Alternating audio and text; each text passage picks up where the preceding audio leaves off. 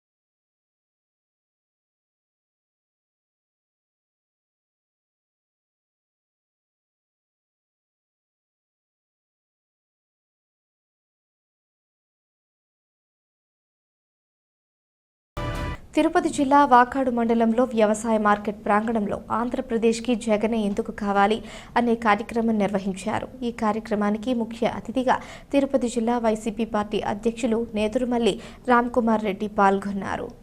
ఈ సందర్భంగా ఆయన మాట్లాడుతూ ఆంధ్రప్రదేశ్కి జగనే ఎందుకు కావాలి అనే నినాదంపై ఇంటింటికి ప్రచారం ఎలా చేయాలి అనే కార్యక్రమంపై జేసీఎస్ కన్వీనర్లకు, గృహ సారథులకు, నాయకులకు, కార్యకర్తలకు, వాలంటీర్లకు దిశానిర్దేశం చేశారు. రానున్న శాసనసభ ఎన్నికలు దృష్టిలో పెట్టుకుని వైసీపీ ప్రభుత్వం ప్రవేశపెట్టిన సంక్షేమ పథకాల గురించి గడప గడపకు వెళ్లి తెలియజేయాలని వాకాడు మండలంలో నవంబర్ 9వ తేదీ నుండి ఆంధ్రప్రదేశ్కి జగన్ ఎందుకు కావాలి అనే కార్యక్రమం ప్రారంభం అవుతుందని, ఈ కార్యక్రమంలో మండల కన్వీనర్లు, పంచులు, జేసీఎస్ కన్వీనర్లు, గృహ సారథులు ప్రతి ఒక్కరూ పాల్గొనాలని తెలియజేశారు. ఈ సందర్భంగా నిడుగుర్తి పంచాయతీలోని తెలుగుదేశం పార్టీ నాయకులు తిరుమారి రామకృష్ణారెడ్డి, మనోహర్ రెడ్డిలను కండువా కప్పి పార్టీలోకి ఆహ్వానించారు. ఈ కార్యక్రమంలో వాకాడు సొసైటీ అధ్యక్షులు Kodavaluru Bhaktavatsala Reddy, YCP party mandal convener Neturumalli Uday Shekar Reddy, ZPTC Rautu Ramakrishna, JCS convener Enugu Sudhakar Naidu, AMC chairperson Vakati Nagabhushanamma, మాజీ మండల అధ్యక్షులు దువ్వూరు మధుసూదన్ రెడ్డి, వ్యవసాయ సలహా మండలి అధ్యక్షులు దువ్వూరు అజిత్ కుమార్ రెడ్డి, సర్పంచులు, ఎంపీటీసీలు, గ్రామస్థాయి నాయకులు, సచివాలయం కన్వీనర్లు, గృహ సారథులు, గ్రామ వార్డు వాలంటీర్లు పాల్గొన్నారు. మన ప్రభుత్వం 4.5 సంవత్సరాల నాటి తీసుకొచ్చుకున్నాం. ఈ 4.5 సంవత్సరాల్లో వచ్చిన విప్లవాత్మకమైన మార్పులు అందరూ చెప్పారు. సంక్షేమం అంటే ప్రతి ఒక్కరి వాళ్ళలో నాంతున్న అందరికీ ఇచ్చేస్తున్నారు. ఇప్పుడు మన అందరూ కూడా పప్పులు బెల్లాలు పనిచేస్తున్నారు ఏముందని. సచివాలయ వ్యవస్థ ఫస్ట్ది. సచివాలయ వ్యవస్థ వల్ల మనకి ఏం ఒరిగింది, ఏం జరిగింది, తప్పకుండా ఏమీ తెలియని పామరుడు కూడా పోయి పనిచేసుకునే అవకాశం కలిగింది. ఇంకా అనేక మార్పులు వచ్చినాయి సచివాలయ వ్యవస్థ వల్ల. అదేవిధంగా విద్యలో కూడా చాలా మార్పులు వచ్చినాయి. నాడు దానిలో ఎన్ని నెరవేరినాయి, ఒక 10 ప్రశ్నలు ఉన్నాయి. రెండో వైపు జగన్మోహన్ రెడ్డి 19లో ఇచ్చిన హామీలు దానిలో ఎన్ని నెరవేర్చారు. ఈ ప్రశ్నలు చదివి దానికి అనుగుణంగా అయింది అంటే ఓకే అన్నట్టు టిక్ పెట్టడం, లేదంటే క్రాస్ పెట్టడం. అయిన తర్వాత దానికి మార్కులు అన్నట్టు టిక్ పెట్టిన ఎన్ని, చంద్రబాబు నాయుడుకి ఎన్ని మార్కులు వచ్చినాయి 10కి, జగన్మోహన్ రెడ్డికి ఎన్ని వచ్చినాయి, ఆ మార్కులు వేసి అది వేరే పుస్తకం ఒకటి ఉంది, ఆ ఇంటి యజమానితో స్టాంప్ వేయించి దాని కౌంటర్ ఫాయిల్ చింపి అతనితో ఫోటో తీసుకుని అప్లోడ్ చేయాలి. సింపుల్గా చెప్పినా, ఇంకొంచెం డీటెయిల్గా ఉన్నాయి. దీని మధ్యలో 2 కార్యక్రమాలు ఉన్నాయి. ఒకటి సచివాలయం పోయి ఈ సచివాలయం పరిధిలో ఇంతవరకు బ్రతుకు జీవుడా అని బతుకుని ఈడుస్తున్న పేద ప్రజలు, ఇంతే తప్పించి చంద్రబాబు గారి పాలనలో ఏమైనా అద్భుతాలు పక్కన పెట్టండి, కనీసం సాధారణ అభివృద్ధి అయినా జరిగిందా? ఏ పేదవాడినైనా ఏ రోజైనా ఏ విధంగానైనా పట్టించుకున్నారా? ఒక్కసారి ఆలోచించమని మిమ్మల్ని అందరినీ సవినయంగా మనవి చేస్తున్నాను. 2014 ఎలక్షన్ల మేనిఫెస్టోలో చంద్రబాబు గారు 600 హామీలంట. 600 హామీలేమో తెలియదు కానీ కనీసం ఆ 600 హామీలేమో చూద్దామన్నా కూడా ఆదేశాల మేరకు రేపు 1వ తేదీ నుంచి బాలెడ్పాలెం అన్ని దగ్గరలో 10 సచివాలయాలు చేశారు. అన్ని దగ్గరలో మేమందరం కలిసి తిరిగే అవకాశం ఉంది. అది అందరూ కూడా వినియోగించుకొని ఈ ఘనంగా ఆ కార్యక్రమాన్ని జరపాలని మా నాయకులకు కూడా అందరికీ మేము కోరుకుంటున్నాను. ఇక ఎంతో సంతోషం, జగన్మోహన్ రెడ్డి గారి ప్రభుత్వంలో రోడ్లు వేశారు, స్కూళ్ళు కట్టారు, హాస్పిటల్ నిర్మించారు, ఎన్నో చేశారు. ఏమి జరగలేదు అంటారు. ఇప్పుడు అంతకుముందు 5 సంవత్సరాలు చంద్రబాబు నాయుడు టైంలో ఒకరికి కూడా 1000 రూపాయలు వచ్చిన పాపాన్ని పోలే. ఈరోజు ఈ గడప గడప ఇది ఒక బృహత్తరమైనటువంటి కార్యక్రమం. అనేక కార్యక్రమాలు చేశాం మనం. గత సంవత్సర కాలంగా జగన్మోహన్ రెడ్డి గారి పిలుపు మేరకు జగనన్నే మా భవిష్యత్తు అనేటువంటి కార్యక్రమం ద్వారా ఇంటింటికి వెళ్ళాం. జగనన్నకు చెబుతామనేటువంటి కార్యక్రమం ద్వారా పేద ప్రజల సమస్యల పరిష్కారానికి అనేక ప్రయత్నాలు జరగడం చూశాం. జగనన్న సురక్ష అనేటువంటి కార్యక్రమం ద్వారా ప్రతి ఇంటికి మీరు వెళ్ళి వారికి అవసరాల మేరకు కావాల్సినటువంటి సర్టిఫికేట్ ఇచ్చేటువంటి కార్యక్రమం ఈనాడు జరుగుతున్న ఆంధ్ర రాష్ట్రంలో ఒక బృహత్తరమైనటువంటి కార్యక్రమం జగనన్న ఆరోగ్య సురక్ష అనేటువంటి కార్యక్రమం. అది ఒక పాలకుడుకున్నటువంటి నిబద్ధత, కార్యదీక్షత, అంకిత భావానికి ఉదాహరణకు జగనన్న ఆరోగ్య సురక్ష అనేటువంటి కార్యక్రమం. ఈ భారతదేశానికి 75 సంవత్సరాల స్వతంత్రం అయితే ఈ 75 సంవత్సరాల స్వతంత్రానంతరం ఈ రాష్ట్రానికి అనేక మంది యోధాన యోధులు, మేధావులు పరిపాలన చేశారు. ఇటువంటి ఆలోచనలు గత పాలకులకు. గూడూరు పట్టణంలోని ఆర్టీసీ వద్ద APPTD employees union staff and worker federation వారి ఆధ్వర్యంలో ధర్నా కార్యక్రమం జరిగింది. ఈ కార్యక్రమంలో వారు మాట్లాడుతూ కావలిలో జరిగిన దాడిలో ఆర్టీసీ ఉద్యోగిపై దాడి చేస్తుంటే ప్రయాణికులు కూడా పట్టించుకోకపోవడం హేయమైన చర్య అని అన్నారు. ఈ కార్యక్రమంలో ఆర్టీసీ ఉద్యోగులు తదితరులు పాల్గొన్నారు.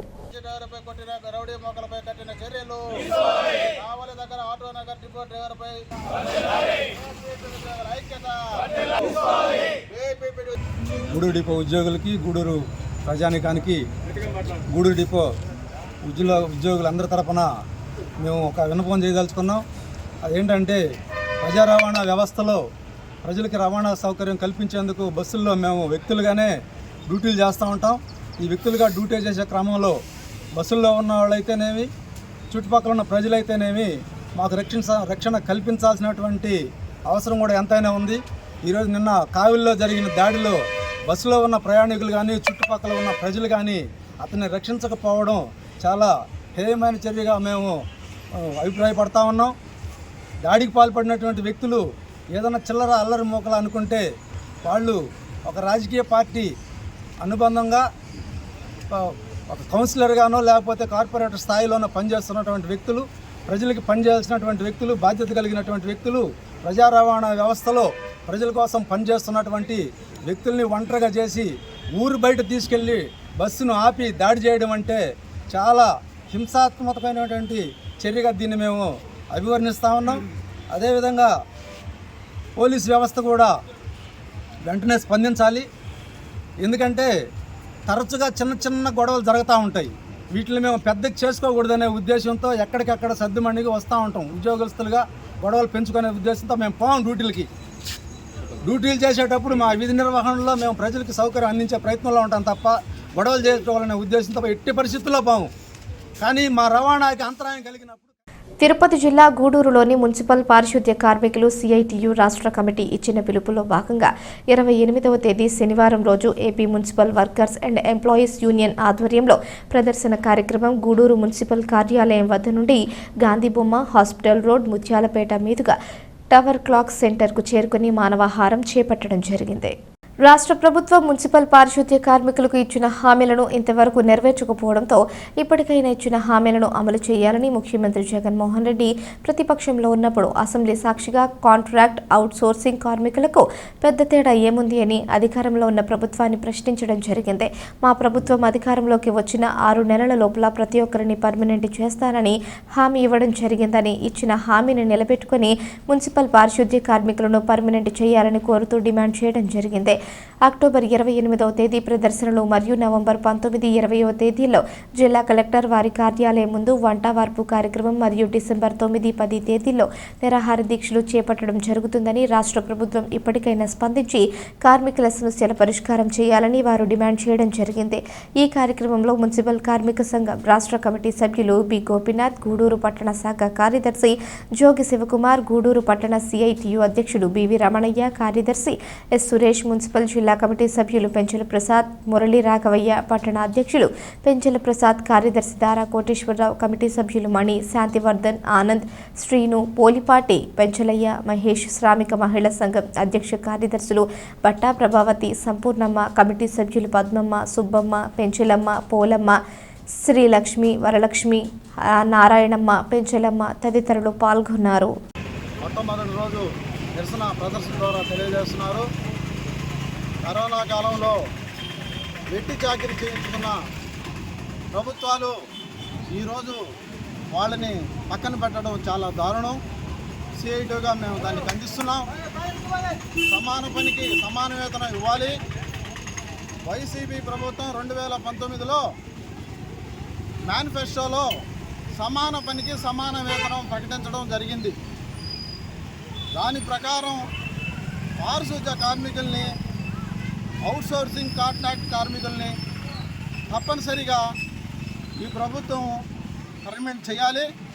చేసేంత వరకు మేము పోరాటాలు కొనసాగిస్తాం. నిరాహార దీక్షలకు కూడా కూర్చుంటాం. ఈ రాష్ట్రంలో ఉన్న అన్ని మున్సిపాలిటీలను కలుపుకొని, అన్ని ప్రజా సంఘాలను కూడా కలుపుకొని పెద్ద ఎత్తున పోరాటాలు చేసి వాళ్ళకి న్యాయం జరిగేంత వరకు మేము పోరాటాలు చేస్తాం. మన జగన్మోహన్ రెడ్డి గారు గత కాలంలో ఎన్నికలకు ముందు చెప్పినటువంటి మాటలు ఇప్పుడు నెరవేర్చడం లేదు. ఆయన పాదయాత్రకు వచ్చినప్పుడు ప్రతి ఒక్కరితో చెప్పిన్నాడు, నేను ప్రతి ఒక్కరికి సహాయం చేస్తాను, మున్సిపల్ కార్మికుల్ని ఖచ్చితంగా పర్మిట్ చేస్తానని అసెంబ్లీలో కూడా మాట్లాడున్నాడు. చంద్రబాబు నాయుడుతో అడిగాడు, ఏమయ్యా చంద్రబాబు నాయుడు, అవుట్సోర్సింగ్ వర్కర్స్కి మన కాంట్రాక్ట్ వర్కర్స్కి పెద్ద తేడా లేదు, వాళ్ళు వీళ్ళు సమానమే, మీరు పర్మిట్ చేస్తారా లేకపోతే నేను వచ్చిన తర్వాత నన్ను పర్మిట్ చేయమంటారా అని మన జగన్మోహన్ రెడ్డి గారు అడుగున్నారు. కానీ ఆయన అడిగినటువంటి మాటని మర్చిపోయాడు. ఎందుకంటే ఆయన మాటని మార్చేసేవాడు కాబట్టి ఖచ్చితంగా మర్చిపోయాడు. కార్మికులు మేము లేకపోతే పట్టణాలు అసలు అభివృద్ధి చెందవు. ఎందుకంటే మేము ఉదయాన్నే లేచి 5 గంటలకల్లా పట్టణాల్లో ఉండే ప్రతి ఒక్కరు నిద్ర లేసేటప్పటికి మేము పట్టణాలని శుభ్రం చేసి అన్నీ శుభ్రంగా ఉంచేవాళ్ళమి. మమ్మల్ని పర్మిట్ చేయకపోతే ఆయనకి అసలు మంచి పద్ధతి కూడా కాదు. ఆ రోజు కరోనా ఇప్పుడు ఏంటంటే ఈ యొక్క ప్రభుత్వం రాకముందు ఇచ్చిన హామీలు కూడా నెరవేర్చమని దేవుడని కోరుకుంటున్నాం. ఆయన గారు చెప్పాడు, అవుట్సోర్స్ ఉన్నాయి, కాంట్రాక్టర్ అందరినీ కూడా పర్మిట్ చేస్తానని చెప్పాడు. కానీ ఇప్పుడు ప్రభుత్వంతో పర్మిట్ చేయకుండా ఆపేయడం జరిగింది. అదే కాంట్రాక్ట్ వాళ్ళని అవుట్సోర్స్ చేయాలని కూడా ఏదో తక్కువ చేస్తున్నారు. ఇంకొకటి, ఒక డిపార్ట్మెంట్లో పనిచేస్తున్న సిబ్బందిని 2 భాగాలు విడదీసి ఒకరు ఒక జీతం పట్టాలని, ఇంకొకరు జీతం ఎక్కడ న్యాయం మీరు ఆలోచిస్తుంది. ఏదేమైనా కానీ ఆ రోజు ఇచ్చినట్టు హామీలు కూడా మాట తప్పకుండా నెరవేర్చాలా.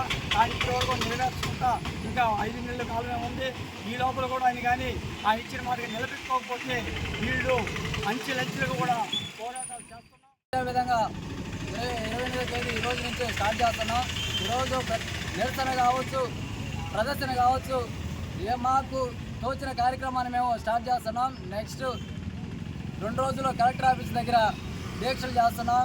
అలానే విజయవాడలో అలంకార సెంటర్లో కూడా మేము దీక్షలకి ప్రారంభిస్తున్నాం. అలానే డిసెంబర్ లోపల మా సమస్యల పరిష్కారం కాని పక్షాన పూర్తి రాష్ట్ర వ్యాప్తంగా 123 మున్సిపాలిటీలో ఉన్న కార్మికులు అందరూ కలిసి వచ్చే ఇతర ప్రజా సంఘ పార్టీలను కానీ రాజకీయ పార్టీలను అందరినీ కలుపుకొని ప్రజా సంఘాలను అన్నింటినీ జగన్మోహన్ రెడ్డి గారు సీఎం కాకముందు చంద్రబాబు నాయుడు గారు ఉన్నప్పుడు కార్మికులు, అవుట్సోర్సింగ్ కార్మికులు, కాంట్రాక్ట్ కార్మికులు వేరు కాదు, అందరూ ఒకటేనని మా ప్రభుత్వం వచ్చాక అందరినీ పర్మనెంట్ చేస్తామని హామీ ఇవ్వడం జరిగింది.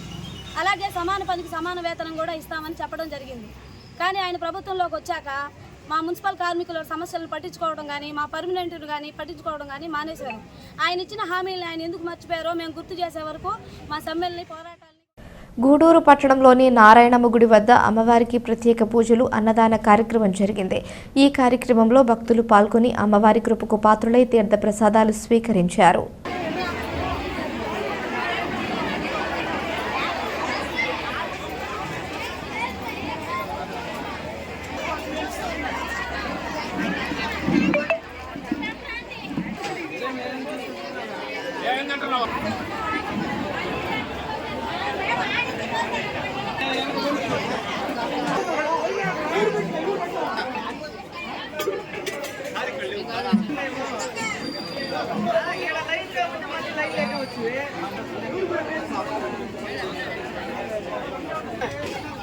సెకండ్ టైం ఆడేస్తారు సాంబారు రసం అన్ని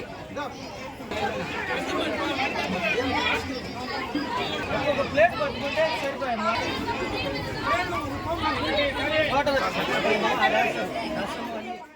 గూడూరు పట్టణంలోని తాళ్లమ్మ గుడి వద్ద ఆదివారం అమ్మవారికి ప్రత్యేక పూజలు జరిగాయి.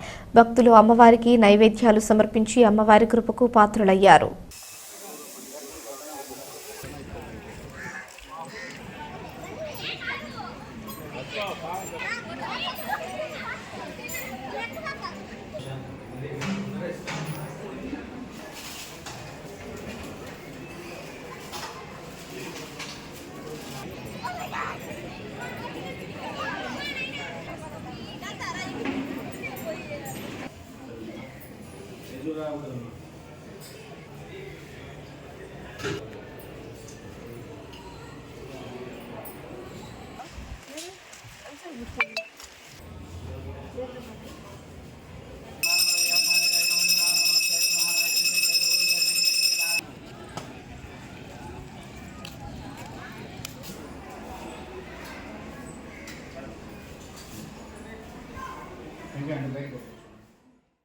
వార్తలు ముగించే ముందు హెడ్లైన్స్ మరోసారి.